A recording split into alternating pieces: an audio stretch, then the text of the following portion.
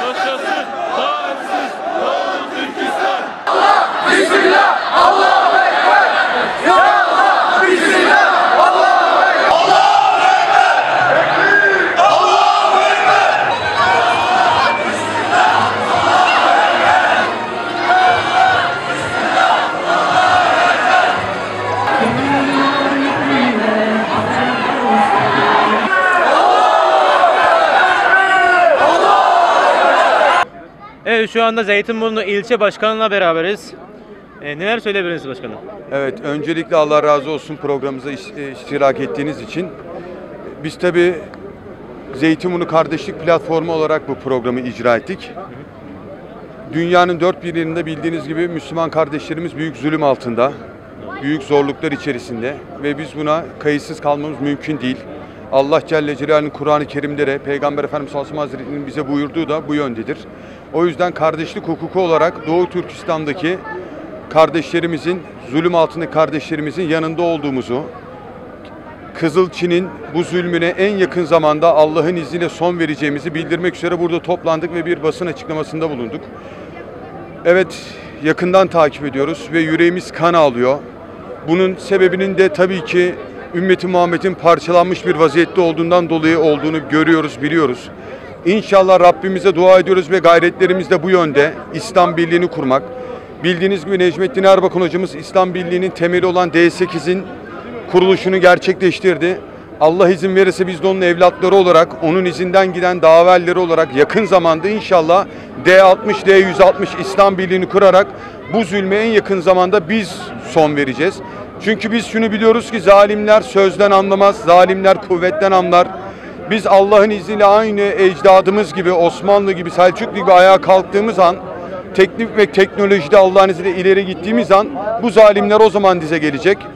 Biz yine de buradan bu sesimize haykırarak özellikle Müslüman ülkelerin idarecilerine bir mesaj vermiş olduk. Artık silkelenin, gerekeni yapın. Bu katil Siyonistlere, bu zalim Çin'e, İsrail'e ve birçok zulüm uygulayan birçok ülkeye artık bir dur deyin. Gerekli adımları biliyorsunuz. Gerekiyorsa büyükelçileri geri çekin. Ekonomik yaptırımlar neyse adım adım uygulayın. Biz Allah'ın izniyle ümmeti Muhammed olarak çok güçlüyüz. 2 milyar Müslüman alemiyiz.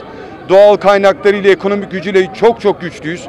Yeter ki Allah'ın izniyle bu şuurda aynı Erbakan hocamız gibi bizi bir yapacak bir liderler olsun. Göreceksiniz ki bu zulüm o dakika son bulacak Allah'ın izniyle. Amin. Allah razı olsun sizlerden de. Biz teşekkür ederiz. Çok sağ olun. Assalamu alaykum ustoz, qanday ahvolingіз? Va alaykum assalom. Yaxshi, o'zingizlar yaxshimi? Alhamdulillah. Bugungi bu namoyish to'g'riliq so'zlab bergan bo'lsangiz ustoz. Bugungi namoyish Turkiyadagi Zaytinburun atrofidagi 30 tashkilotning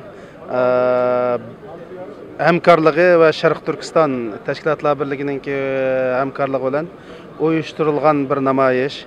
Sharq Turkistondagi zulmni Turkiyadagi har bir xalqqa, ko'chadagi, uydagi insonlarga anglatish uchun namoyishlar bo'lyotdi. Mush paytning o'zida hozir Qaysariyada faoliyatlar bo'lyotdi.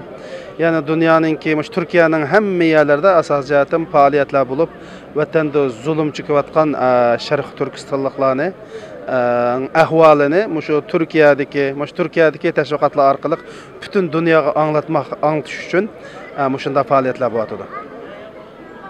Hozir deb o'tgandek, siz Turkiya, Indoneziya, Malayziya jumladan butun dunyoda Xitoy kommunistlarga qarshi Uyg'urlarning yanida turib namoyishlar bo'lyotdi. Hozirgi shunday paytlarda muhojirat yashayotgan Uyg'ur yoshlardan nimadan kutasiz, ular qanday tayyorliklar bo'lishi kerak bu vaqtda? Hamda millatimizning hozirgi vaziyatida aş zulmga uchgan qarindoshlarni qutqizish har bir Sharq Turkistonlik uchun diniy farz va milliy majburiyat. Zodi büyüşükdən tatib aşu qeyrğan bovay, momay, yaşırğımızlığı çoxum aldı doluş kerak. Hammasi quldun kilişçe Sharq Turkiston davasını anlatış üçün çoxum meydana çıkış kerak. Bütün Uyg'urlar 7 yaşdan 70 yaşgacha Uyg'urlar qo'zg'almay turib, dunyoni qo'zg'ayolmaymiz. Hozir dunyoni qo'zg'ayolmasak, vatanimizdagi xalq Xitoylarning nihoyatda arzon qurbonlik aynib ketadi. Biz ularning qarindoshlarimizga naqadar zulm qilinayotganligi, inson qalbidan chiqqan vahshiylikni qilayotganligini hammamiz bilamiz. Shuning uchun mayli nadil faoliyat bo'lsin, nadilam Sharq Turkistonning ovozini angladigan ya bo'lsin, çoxum bütün Uyghur xalqi 7 yaşdan 70 yaşgacha qo'zg'olib, vatanimizningki davosini qilish kerak.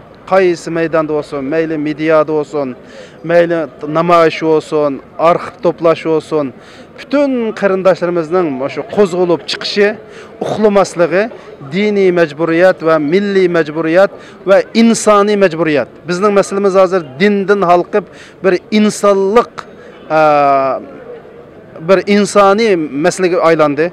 Yani şunun için özünü insan dep qaraydigan, özünü bir adam dep qaraydigan her bir insanın, her bir Sharq Turkistonlikning bu meselede çoxum uyg'unishi, çoxum meydana chiqish kerak. Endi bugun biz Zaytunburunni qildik. Zaytunburun bo'lsa Uyg'urlarning makoni. Uyg'urlarning to'plashib o'ltashgan rayoni. Endi maşallah nurg'un jamoatlar chiqibdi, ammo hammasi chiqmabdi. Ey Uyg'ur, sen uyg'onmasang dunyo uyg'onmaydi. Sen uyg'on, dunyo uyg'onsin.